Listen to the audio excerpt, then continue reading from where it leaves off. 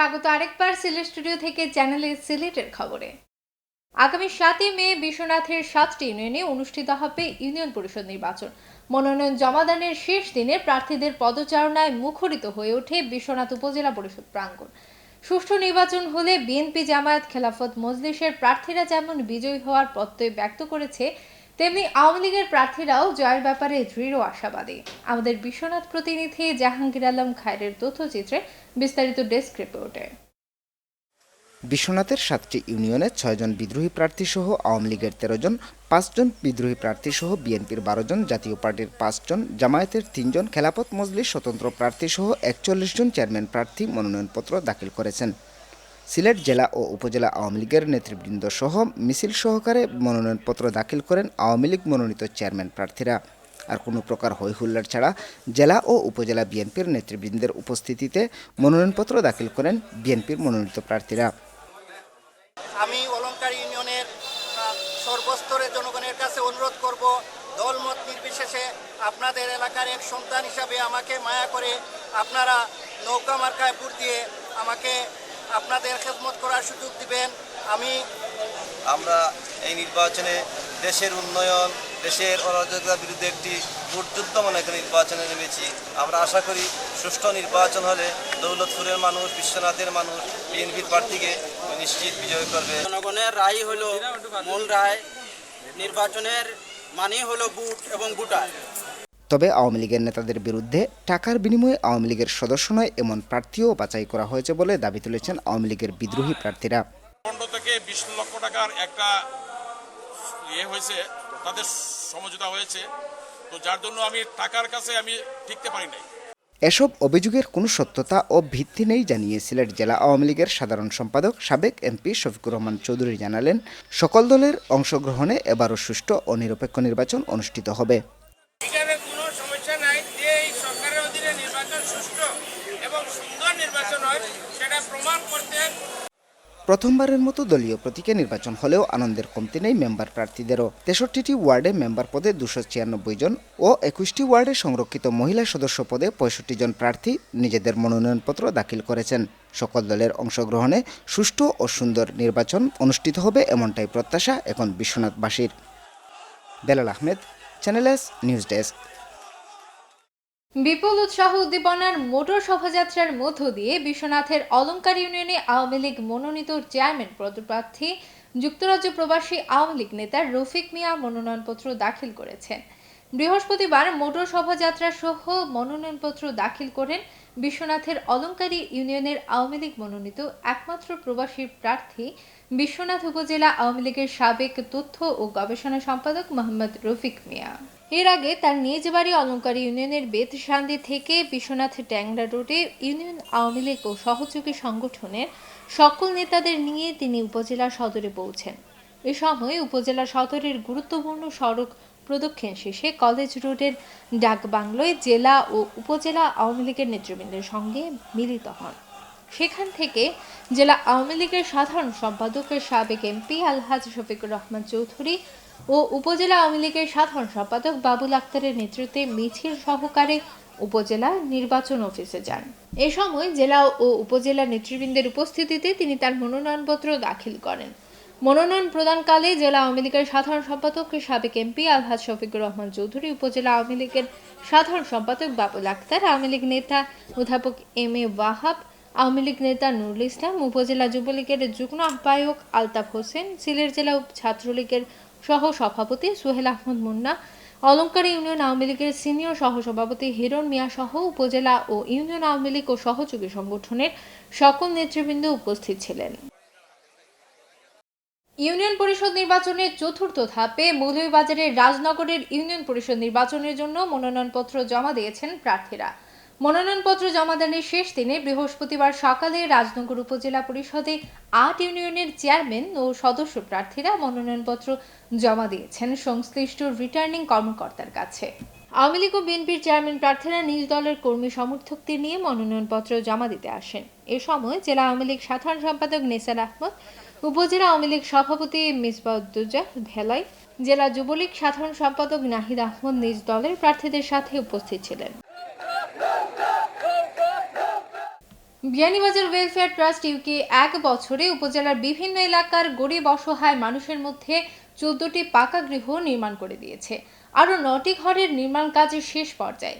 ট্রাস্টের কর্মকর্তারা গৃহ নির্মাণ প্রকল্প সরেজমিন দেখে সন্তোষ প্রকাশ করেছেন। পাশাপাশি যাদেরকে পাকা ঘর নির্মাণ করে দেওয়া হচ্ছে তাদের মধ্যে বইছে খুশির জোয়ার। বিস্তারিত জানাচ্ছেন এম হাসানুল হক উজ্জ্বল, ক্যামেরায় ছিলেন রুহেল Ahmed. Beanibazar welfare trust UK প্রতিষ্ঠার পর থেকে মানুষের কল্যাণে নানামুখী কর্মকাণ্ড পরিচালনা করে আসছে। অসহায় মানুষের মুখে হাসি ফুটানোর পাশাপাশি শিক্ষা, স্বাস্থ্য ও সমাজসেবায় নিঃস্বার্থভাবে কাজ করছে এই ট্রাস্ট। বিয়ানীবাজারের প্রত্যন্ত অঞ্চলে গৃহহীন মানুষের মধ্যে পাকা ঘর নির্মাণ করে দেওয়ার উদ্যোগটি সকল মহলের নজর কাড়ে। ধাপে ধাপে ট্রাস্টের কর্মকর্তারা বিয়ানীবাজারে এসে প্রত্যন্ত অঞ্চলগুলো চষে বেড়ান এবং এসব এলাকার অসহায় মানুষের তালিকা তৈরি করে তাদেরকে শান্তির নীড় তৈরি করে দেওয়ার কার্যকর পদক্ষেপ গ্রহণ করেন। 2012 সাল থেকে এ পর্যন্ত 14টি পাকা ঘর নির্মাণ করে দেওয়া হয়েছে, আর 9টি ঘর নির্মাণাধীন রয়েছে। যারা কিছুদিন আগেও বাঁশ-বেত আর খড়ের ঘরে থাকতেন তারা এখন থাকছেন পাকা ঘরে, তাই তাদের মধ্যে আনন্দের শেষ নেই। বাপদাদাই বাসেন এইখান থেকে বানাইছে আল্লাহ, আল্লাহ আমার যে এখান ঘর বানিয়ে দিয়ে আল্লাহ আমার জান রান্না খাইবার খুব খুশি হয়ে গেছে। ওয়েলফেয়ার ট্রাস্টের পক্ষ থেকে একটা ঘর পাইছি ভাইয়া, আমি খুব খুশি হয়েছি। বউ বাচ্চা লইয়া রইমু। বিয়ানীবাজার ওয়েলফেয়ার ট্রাস্ট ইউকে অসহায় মানুষের ভাগ্য উন্নয়নে কাজ করছে বলে সংগঠনটির কার্যক্রম সকল মহলেই প্রশংসিত হচ্ছে। আমি মনে করি যে ওয়েলফেয়ার ট্রাস্ট ইউকে যে যাত্রা শুরু করেছিল অসহায় দুস্থ মানুষের পাশে দাঁড়িয়ে গড় বা অসহায় মানুষের টাকা বা অনেক মহিলার মেয়ের বিয়ে দিতে পারেন না, তারা টাকা দিয়েছে বিভিন্নভাবে মানুষকে যে সহযোগিতা করেছে।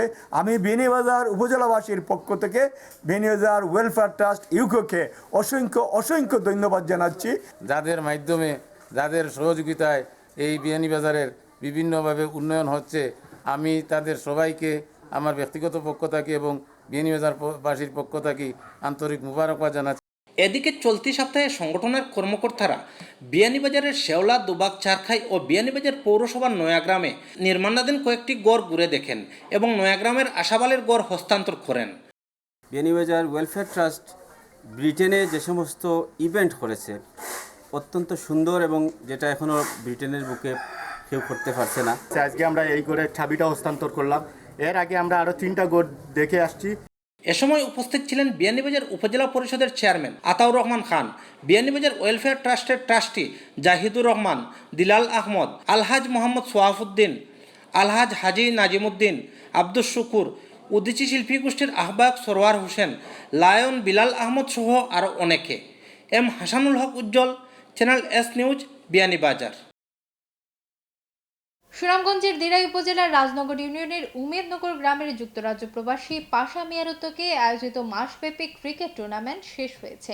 উমেদনগর গ্রামের মাঠে মাসব্যাপী টুর্নামেন্ট অনুষ্ঠিত হয়। এতে এলাকার 18টি দল অংশ নেয়। ফাইনাল খেলায় উমেদনগর সুপার কিংস এবং দিরাই মাদানী স্পোর্টিং ক্লাব অংশ নেয়। এলাকার বিপুল সংখ্যক মানুষ ফাইনাল খেলা উপভোগ করেন। টুর্নামেন্ট পরিচালনার সার্বিক দায়িত্বে ছিলেন রাজানগর ইউনিয়ন আওয়ামী লীগের সভাপতি সাদিকুর রহমান। ফাইনাল খেলার প্রধান অতিথি ছিলেন দিরাই উপজেলা পরিষদের চেয়ারম্যান হাফিজুর রহমান তালুকদার। এছাড়াও ফাইনাল খেলায় অতিথি হিসেবে উপস্থিত ছিলেন দিরাই উপজেলা পরিষদের ভাইস চেয়ারম্যান গোলাপ মিয়া, উমেদনগর ইউনিয়ন আওয়ামী লীগের সাধারণ সম্পাদক শফিকুল হক, ইউনিয়ন পরিষদের সাবেক মেম্বার আবদাই মিয়া। প্রধান অতিথি জমজমাট এই ক্রিকেট খেলার আয়োজন করার জন্য যুক্তরাজ্য প্রবাসী পাশা মিয়াকে ধন্যবাদ জানান। আমাদের যুব সমাজ যেখানে বিপদগামী হচ্ছিল, আবার যুব সমাজ চলে আসছে খেলামুখী হয়ে। আমি আশা করি এই ক্রিকেট খেলা আগামীতে আরও সুন্দরভাবে আরও প্রসারিত হবে এবং মানুষ এটাকে গ্রহণ করবে এবং প্রতিটি গ্রামে ক্রিকেট খেলা হবে এবং পাশা মিয়ার মতো যারা প্রবাসী বিত্তশালী মানুষ তারা এগিয়ে আসবেন। এরই সাথে শেষ করছি সিলেট স্টুডিও থেকে চ্যানেলে সিলেটের খবর। সিলেট বিভাগের প্রত্যন্ত অঞ্চলের খবর জানতে চোখ রাখুন চ্যানেল এসের পর্দায়। এতক্ষণ সাথে থাকার জন্য ধন্যবাদ। আল্লাহ হাফেজ।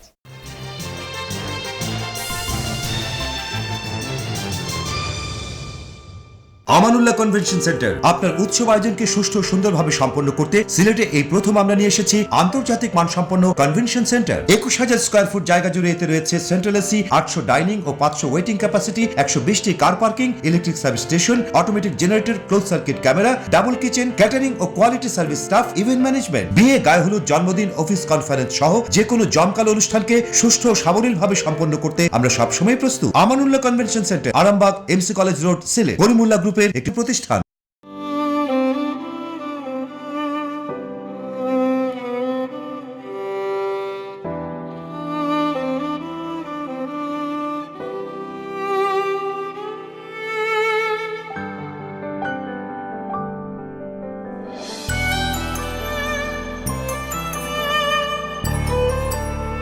এমন অনেকগুলো হাসি হয়ে উঠুক আমাদের পথ চলার অনুপ্রেরণা।